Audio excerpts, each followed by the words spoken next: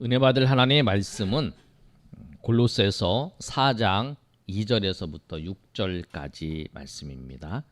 골로새서 4장 2절에서 6절까지 말씀, 신약성경 328면에 있습니다. 우리 한 절씩 우리 교독하겠습니다. 제가 2절 읽습니다. 기도를 계속하고 기도에 감사함으로 깨어 있으라.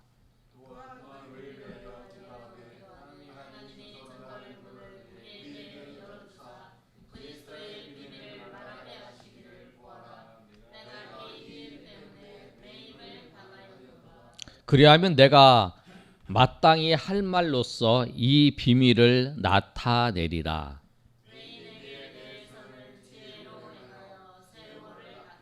6절 다 같이 읽습니다. 너희 말을 항상 은혜 가운데에서 소금으로 맛을 냄과 같이 하라. 그리하면 각 사람에게 마땅히 대답할 것을 알리라. 아멘. 오늘 성경은 바울 사도가 빌립보, 골로새, 에베소 교회에 감옥에 있을 때 편지를 했어요. 그리고 빌레몬 사람에게 한 사람 더 편지를 해서 이 네 개의 서신이 감옥에서 편지를 썼다 그래서 옥중 서신이라고 말을 합니다. 근데 그 옥중 서신 중에 골로새서 골로새 성도들에게 골로새 교회에 편지한 내용이 오늘 본문의 말씀이에요. 쭉 말씀을 하다가 이제 마지막에 와서 4장 후반절에 이제 하반부 시작해서 하는 말씀이 뭐냐면 성도가 하나님 백성이 어떻게 살아야 되는지를 말씀을 하고 있어요. 우리가 살아가는 데 있어서 어떻게 살아야 되는지 은혜를 끼치는 삶을 살아야 돼요. 그게 우리가 살아야 되는 삶의 방식이에요. 다른 사람에게 손가락질을 당하는 게 아니라 다른 사람에게 은혜를 흘려보내고 은혜를 끼치는 거예요. 왜 그러냐면 우리가 하나님으로부터 은혜의 빛을 받았어요. 그리고 우리를 통해서 하나님은 은혜의 빛을 세상에 흘려보내기를 원하세요. 그래서 우리 보고 하나님께서는 너희는 세상의 빛이다 라고 말씀을 하는 거예요. 여러분은 세상의 빛이에요. 왜? 하나님의 은혜의 빛을 우리가 비춰줘야 될 사람이에요. 나는 별로 볼품이 없어. 나는 자랑할 것도 없어. 여러분을 비치는 게 아니에요. 나를 비치는 게 아니에요. 여러분의 실력, 여러분의 능력을 비치는 게 아니에요. 누구를? 하나님의 은혜를 끼치는 사람들이에요. 우리가 그런 하나님의 은혜를 먼저 받아야 은혜를 끼치는 거죠. 그럼 하나님의 은혜 가운데 하나님의 백성들이 살아가려고 그러면 어떻게 해야 되는지 오늘 본문 말씀은 잘 기록해 두고 있습니다. 우리가 어떤 삶을 살아야 되는지, 우리의 삶과 우리가 하는 모든 일의 기본이 무엇이냐면 항상 기도하는 거예요. 우리 한번 읽어볼까요? 시작. 항상 기도에 힘쓰는 것입니다. 오늘 본문의 말씀은 기도를 계속하라 그래요. 그리고 기도에 감사함으로 깨어있으라 그러고 있습니다. 2절 말씀 한번 다 같이 한번 읽어볼까요? 자, 시작. 기도를 계속하고 기도에 감사함으로 깨어있으라. 우리가 무엇을 해야 되냐면 계속 기도해야 돼요. 계속. 여러분 시간을 내서 내가 30분, 40분, 50분 시간을 내서 기도하는 것도 기도예요. 근데 기도가 종류가 여러 가지 있어요. 여러분 하루를 시작할 때 하나님 앞에 기도하고, 여러분 직장 갈 때 하나님 앞에 기도하고, 끝나고 잠깐 기도하고. 기도로서 그 정신이에요. 기도로서 시작을 하고 기도로 마치고, 또 아침에 일어나서 기도하고 시작하고. 그게 뭐냐면 내가 기도로 시작한다면 하나님을 의지하고 하나님을 붙잡고 살아간다라고 하는 거예요. 근데 왜 사람들이 기도하지 못하느냐? 기도에 대해서 중단하고 포기하는 이유가 뭐냐면 응답 때문에 그런 거예요. 기도하는데 내가 원하는 대로 하나님이 응답하지 않으신다. 하나님이 내가 원하는 대로 이루어 주시지 않는다라고 생각을 하면 그 사람이 기도하는 거를 중도에 포기하고 또 기도하는 걸 낙심하게 된다는 거예요. 그런데 여러분, 우리가 꼭 기억하셔야 될 거 있어요. 기도는 우리가 해야 되는 거예요. 그리고 그 응답은 하나님의 권한이에요. 하나님께 있는 거예요. 나는 기도하는 거예요. 그게 의미이고 그 사명이에요. 그리고 그 다음에 응답은, 내가 기도한 거에 대해서 응답은 하나님께서 하시는 거죠. 그래서 대부분 기도하는 거, 기도를 하면 하나님께서 응답하시고 하나님께서 함께 하신다라고 하는 것을 많이 경험하게 되고 고백해야 돼요. 주변의 목사님들도 그렇고 주변에 많은 사람들이 내가 하나님 앞에 기도했는데 주님께서 그 하나님의 인도하심 가운데 그렇게 역사해 주셨다. 그런 사건들이 많습니다. 최근에 우리 아는 목사님, 교제하는 목사님 계신데 두 딸이 이제 법원에 이제 근무를 해요. 하나는 이제 그 전에 들어갔고 법원 공무원으로, 근데 하나는 한 자매는 이제 이번에 들어갔어요. 7월달에 발령이 나는데 둘 다 이제 7월달에 되면 발령이 나는데 막 경상북도 아니면 뭐 의성 뭐 그 전라도 막 그 저런 데도 난다는 거예요. 근데 두 자매인데 그래서 하나님 그래도 발령 잘 날 수 있게 기도해 달라 요청을 해서 기도를 해서 이제 응답을 받았 이제 발령이 났다는 거예요. 수원에 근무했는데 수원에 발령이 나고 또 한 이번에 임용돼서 근무하는 그 청년은 천안에 발령이 났어요. 천안 같은 경우도 이제 여기 수도권으로 가깝잖아요. 그러니까 이제 출퇴근도 할 수 있고 그런데 아무튼 감사하다고. 하나님 앞에 사람들마다 어떤 일이 있을 때 하나님 앞에 기도하는 거예요. 기도하고 그 응답하는 거는 하나님이 하신다는 걸 우리가 꼭 기억하셔야 돼요. 하나님께서는 그 응답을 우리에게 좋은 것으로 인도한다는 것을 믿는 사람은 감사할 수 있어요. 오늘 본문의 말씀에도 그러잖아요. 계속 기도하고 기도에 감사함으로 깨어 있으라 이렇게 말씀하고 있어요. 감사할 수 있는 사람은 어떤 사람이냐면 하나님이 우리가 기도한 거에 대해서 응답하실 때에 좋은 것으로 응답하실 것이다 라고 하는 그 믿음이 있는 사람이면 그 기도할 때 감사할 수 있어요. 맞아, 하나님이 내가 지금 이 어려운 상황 가운데 놓여져 있다. 그리고 내가 지금 어려운 상황 가운데 놓여져 있어 하나님 앞에 기도하는데 하나님께서 좋은 것으로 하나님께서 붙잡아 주시고 하나님께서 역사하실 거다라고 하는 그 믿음, 그 믿음이 있는 사람은 감사하면서 기도할 수 있어요. 근데 사단은 우리가 어떤 마음을 주냐면 그렇지 않다는 마음을 줘요. 유혹을 하는 거예요. 하나님 뭐 응답하시겠냐?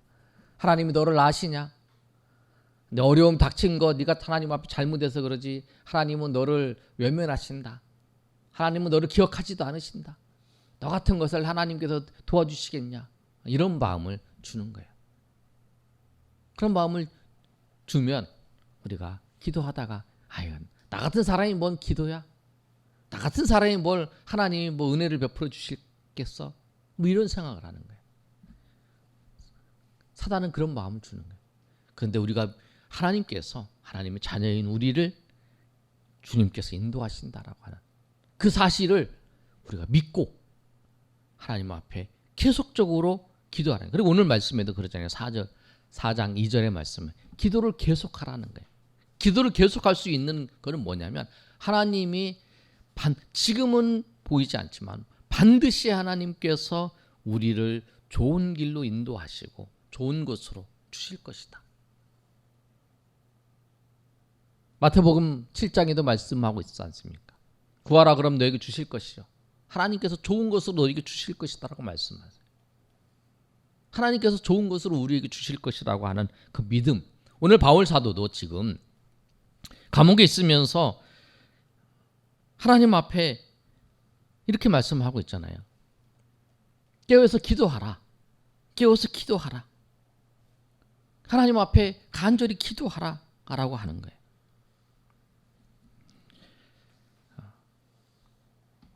기도에 항상 힘쓰고 흔들리지 않고 기도하는데 사람들은 이런 것 같아요. 기도할 때 기도해야 되는데 기도하지 않는 사람들이 있습니다. 성도들 보면. 중요한 일을 앞두고 문제가 생겼을 때에 기도하지 않는 사람들이 있어요.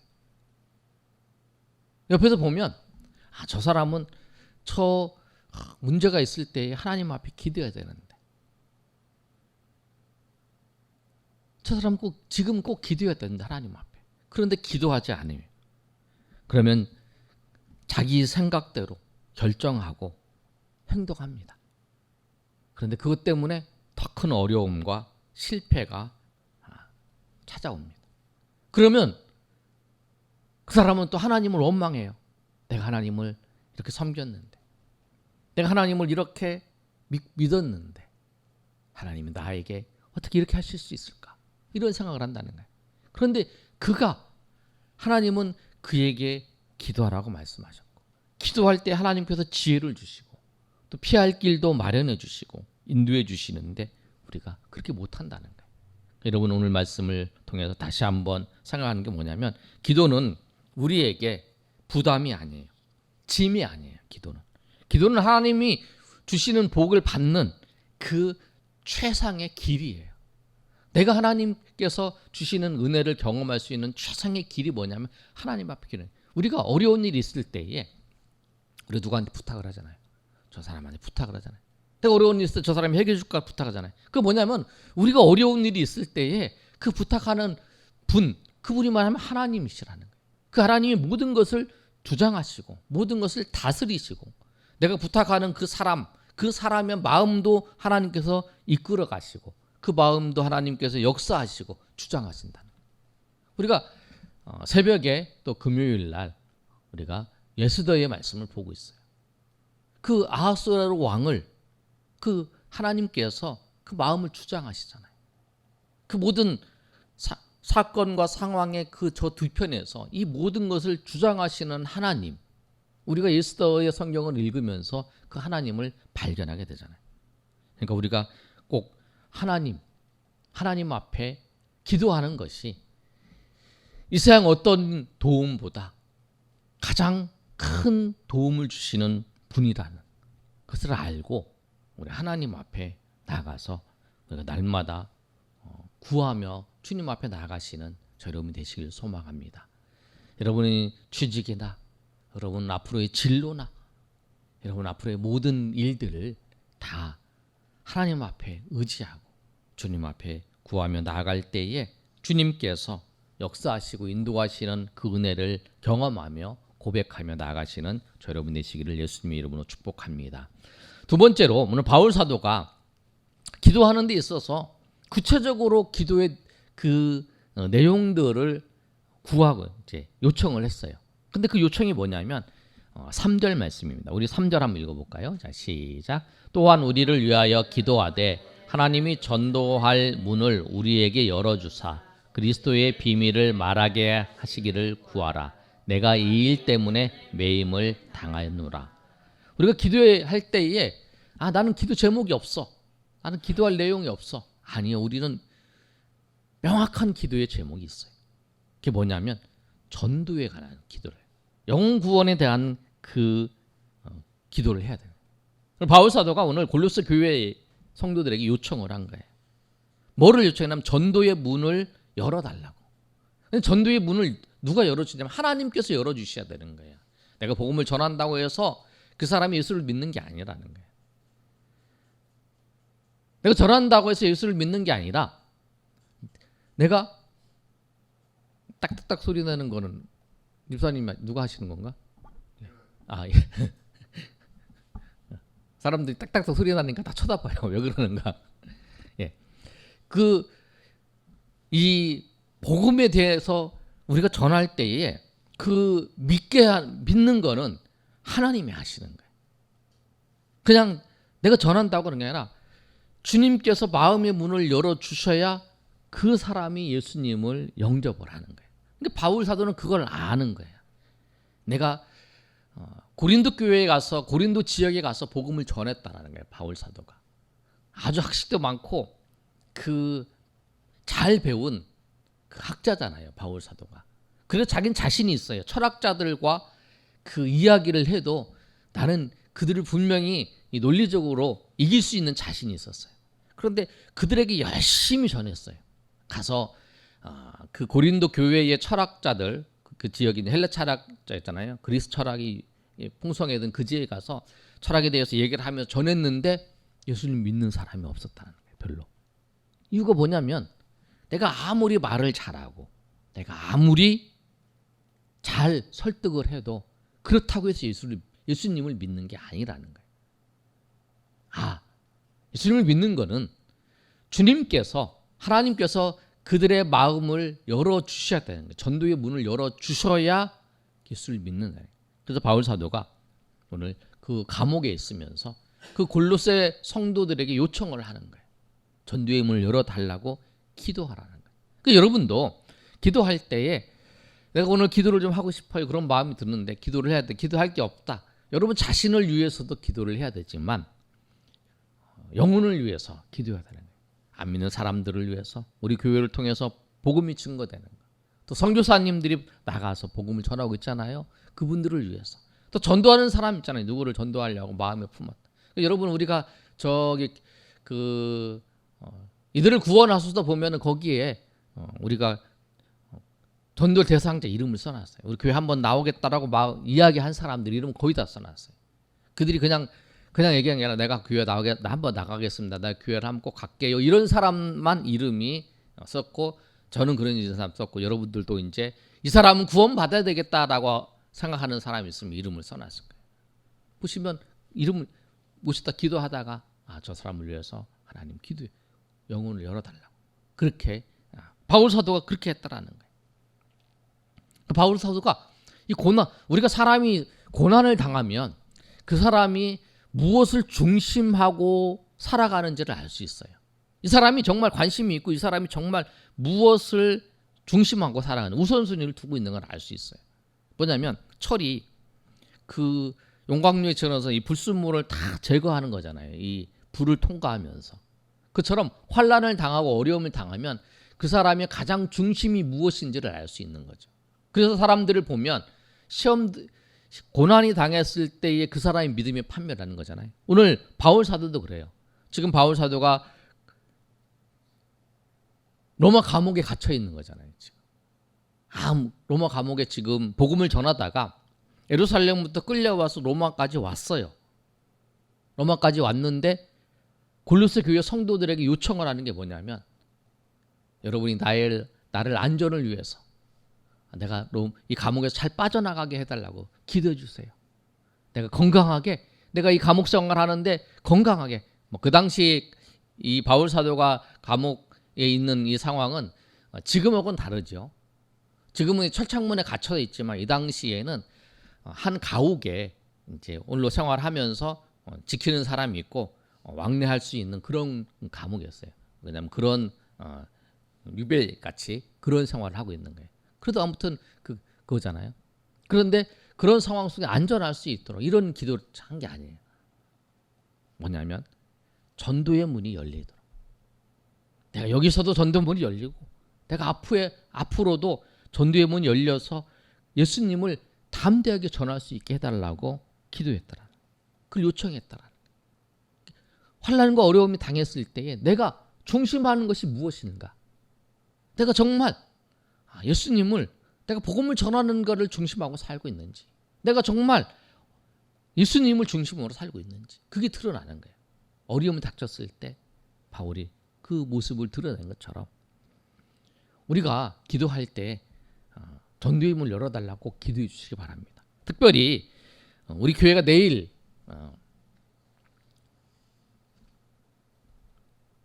전도회가 와서 여전도회가 와서 전도를 하잖아요. 이 기회를 통해서 하나님 우리 교회에 전도의 문을 열어주셔서 하나님 은혜 가운데 이 기점을 통해서 죽어있는 영혼들을 구원하는데 우리 교회가 쓰임받게 해달라. 우리 교회가 성도가 많아지는 것이 아니라 그거는 부수적인 거고 우리 교회를 통해서 죽어있는 영혼이 하나님을 알지 못한 영혼이 하나님을 알게 되는 그런 역사가 일어나게 돼요. 복음을 전하잖아요. 복음을 전도하는 이 사건을 통해서 하나님, 복음의 열매가 맺혀지고 또 죽어 있는 영혼들이 하나님 앞에 나와 구원받는 역사가 있게 돼요. 그래서 우리가 기도할 때에 전도의 문을 열어달라고, 하나님께서 문을 열어달라고, 하나님께서 문을 열어달라고 기도해야 돼요.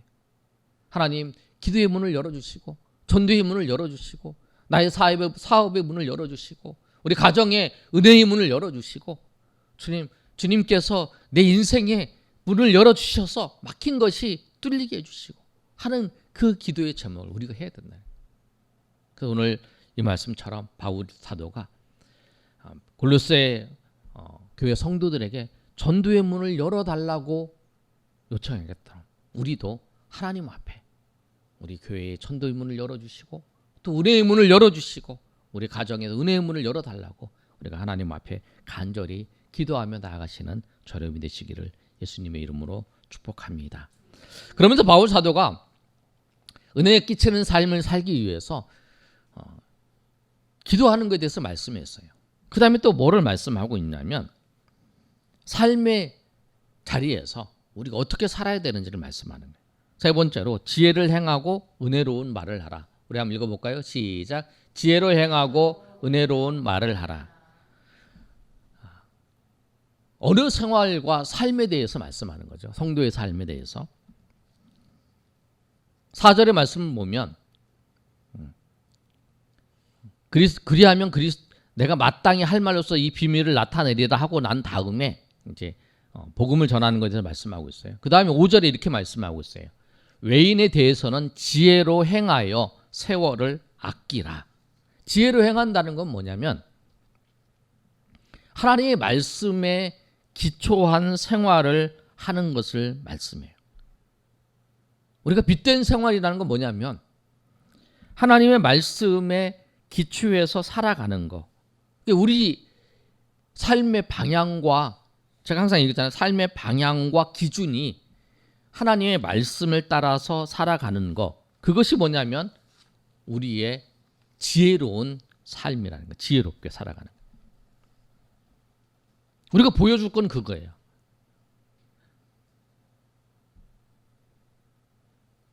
지혜가 뭐냐면 어떤 이익을 얻기 위해서 꼼수를 부리는 게 지혜가 아니에요. 지혜롭게 산다는 거는 손해를 보더라도 하나님의 말씀을 따라서 살아가는 것. 그것이 오늘 성경의 말씀에 지혜로 행한다는 거예요. 내가 이러면 손해보는데 그런데 하나님의 말씀을 따라서 살아가는 거다. 이것이. 그런데 이게 손해보는 거다. 그러면 그게 지혜로운 거예요. 왜? 하나님의 말씀을 따라서 살아가는 지혜로운 삶을 살아가는 거예요. 우리가 지혜롭게 사는 게 뭐냐면 그 얄팍하게 내가 내 이익을 취하면서 살아가는 게 아니라는 거예요. 지혜롭게 사는 거는 하나님의 손해를 보더라도 하나님의 말씀을 따라서 살아가는 거. 그것이 지혜로운 거예요. 저 사람은 당신은 바보 같아. 아니, 그게 바보 같은 게 아니라 그게 지혜로운 거야. 성경에서 말씀하는 지혜는 그게. 우리가. 그것이 빛된 삶이라. 그리고 또 하나 뭐를 말씀하고 있냐면 말하는 것에 대해서 말씀하고 있어요. 우리 6절 말씀 우리 다 같이 읽어보겠습니다. 시작. 너희 말을 항상 은혜 가운데에서 소금으로 맛을 냄과 같이 하라. 그리하면 각 사람에게 마땅히 대답할 것을 알려. 말할 때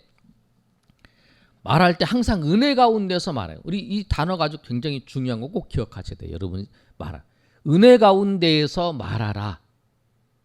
우리가 말할 때 내 감정과 내 생각을 다 이렇게 쏟아놓는 거예요. 내가 기분 나빴어요. 내 마음 상했어요.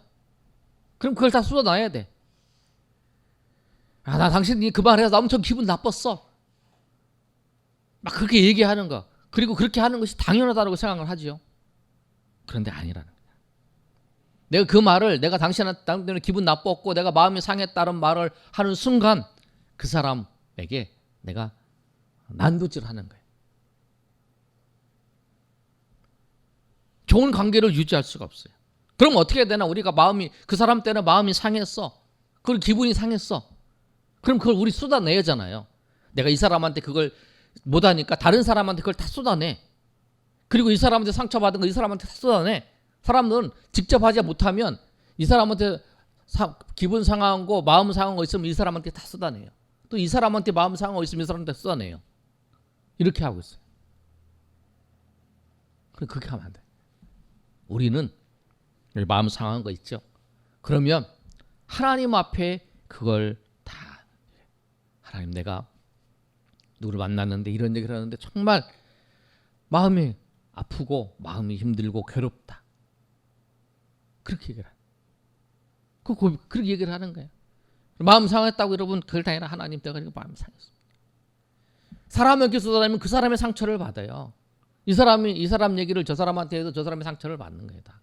이 사람이 딱 들은 거잖아요. 근데 하나님께서, 하나님 앞에 우리의 시편에 보면은 그러잖아요. 시편을 여러분 읽어보시면 그러잖아요. 내가 저 사람 때문에 마음이 상해서 힘듭니다. 내가 악인 때문에, 아니면은 나 누구 때문에 어려우니 힘든데, 내가 고통 가운데 있습니다. 그런 고백을 하잖아요, 하나님 앞에. 그런데 그때 하나님께서 은혜를 베풀어 주시잖아요. 그러고 난 다음에 하나님께서 은혜를 베풀어 주시는 거예요. 그리고 난 다음에 은혜 가운데에서 항상 너희 말을 항상 은혜 가운데에서 소금으로 맛을 냄같이, 소금으로 맛내는 것처럼 그렇게 너희 말을 하라라는 거예요. 여러분, 야고보서 보면은 이 우리의 혀가 얼마나 굉장히 무서운가에 대해서 엄청난 유력이 있다는 것에 대해서 말씀하고 있어요. 야고보서 3장 6절의 말씀을 보면 이렇게 말씀하고 있습니다. 한번 읽어볼까요? 시작. 혀는 곧 불이요 불의의 세계라. 혀는 우리 지체 중에서 온 몸을 더럽히고 삶의 수레바퀴를 불사르나니 그 사르는 것이 지옥불에서 나느니라. 우리가 뭐라고 말씀하고 있냐면 혀가 불의의 세계이고 온몸을 더럽히고 삶의 수레바퀴를 다 불태워버린다는 거예요. 혀가 그렇게 된다. 말하는 거, 말을 그렇게 해서 8절에 뭐라고 말하고 있냐면 또 6절 다음에 7절 넘어서 8절에 한번 읽어볼까요? 또 시작. 혀는 능히 길들일 사람이 없나니 쉬지 아니하는 악이요 죽이는 독이 가득한 것이요. 혀는 죽이는 독이 가득하다는 거예요. 그리고 길들일 수 없다라는 거예요. 그래서 오늘 성경의 말씀이 그러잖아요. 하나님의 은혜 가운데에서 말하라. 항상 은혜 가운데서 말하라. 쉽게 얘기하면 그거예요. 은혜가 푹 잠겼을 때에, 그랬을 때에 말하면 은혜로운 말이 나와요. 내가 감정이 상했어. 내가 저 사람한테 감정이 상했어. 그런데 내가 기도하고 내가 은혜로 그것을 극복하지 않는 상황에서 그 사람이 얘기하면 상처를 받아요. 은혜에 잠겨 있을 때에 말을 해야 돼. 그리고 우리 그러잖아요. 침묵이 금이라고 그런 얘기도 있잖아요. 우리가 잘 아는 일. 이 말의 상처에 대해서 얼마나 많이 사람들이 공감하고 있냐면 다른 나라 속담에도 그런 말이 있어요. 모로코 속담을 보니까 이런 말이 있잖아요. 말이 입은 상처는 칼이 입힌 상처보다 깊다. 말로 입힌 상처가 칼로 입힌 상처보다 깊다.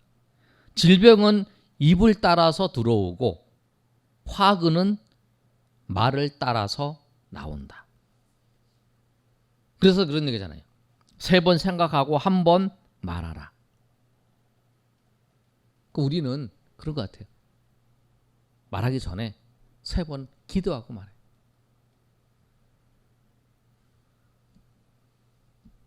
말의 위력이 엄청나기 때문에 말을 하기 전에 우리는 기도하고 말해야 돼. 누구예요? 인사하는 것도 그렇고 그래서 우리가 사람을 만나기 전에 항상 기도하고 만나고, 우리가 사람을 만나기 전에 기도하고 만나고, 무슨 일을 시작할 때 기도하고 시작하고 해야 되는 게 뭐냐면 우리가 항상 말하기 때문에 그런 거예요. 제가 봐도 어떤 열심히 섬기시는 분이 있는데 그 사람이 항상 나가서 말할 때마다 꼭 다른 사람의 상처를 주더라고요. 참. 근데 표현하는 거 보면 아닌 것 같은데 꼭 상처를 줘요. 그래서 그분 때문에 힘들어하시는 분이 많고 어려워하시는 분이 있는 걸 봤어요. 그래서 말에 대해서, 그리고 말 실수 때문에 서로 관계가 깨어지는 분도 많이 봤고 또 어려움이 생긴 거 봤어요. 오늘 말씀처럼 우리가 은혜를 끼치는 삶을 정렬하면, 은혜를 끼치는 삶을 살면 기도해야 되는, 하나님 앞에 기도하는 게 말이잖아요. 하나님 앞에 기도하는 시간이 더 많아져. 하나님 앞에 말하는 시간이 많아져. 내가 저 사람한테 얘기해야 되는데 내가 하나님 얘기 잘할 수 있도록, 하나님 내가 은혜 가운데 말할 수 있도록, 내가 은혜를 끼치는 말을 할 수 있도록 하라고. 그리고 우리가 기도했잖아요. 그리고 내가 기도할 때에 기도할 내용이 없으면 우리가 복음을 전하는 전도의 문을 열어달라고, 선교사님들 전교문을 열어주시고 또 각 교회마다 전도의 문을 열어주시고 내가 전도할 사람 전도의 문을 열어주셔서 그 영혼이 구원받게 해달라고 기도하고, 또 세 번째 내가 말할 때 그 사람에게 은혜로운 말을 할 수 있도록, 은혜를 끼치는 말을 할 수 있도록 내가 하나님 그렇게 해달라고 여러분 기도하시면서 주님을 의지하면서 기도하시면서 나아가시는 저 여러분이 되시기를 예수님의 이름으로 축원합니다.